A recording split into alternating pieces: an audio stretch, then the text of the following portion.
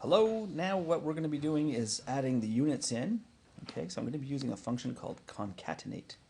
So equals concatenate.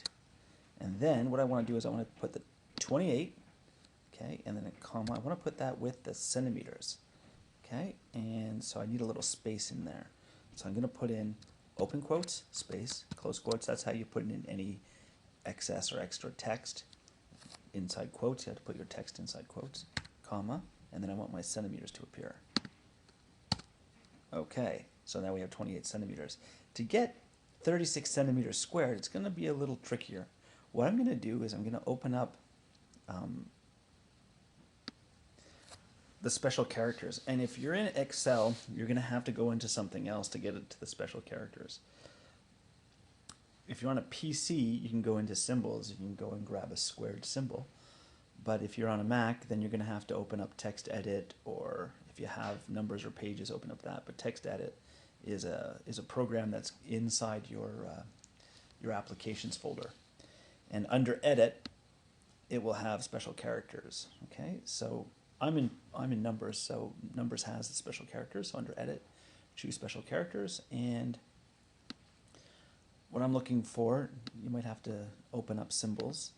So in symbols, I'm looking at numbers and number symbols, and if you go about, I don't know, about a third of the way down, maybe a quarter of the way down, you have these are exponents, okay, and these aren't. These are like bases. These are like way up at the top. They're exponents. So I'm going to copy the two. No, copy. So I actually have to press insert, unfortunately. And once I press insert, it'll insert it somewhere. I wonder where. Okay, I'm just going to go over here and double click the insert. Oh, there it is. There's my two.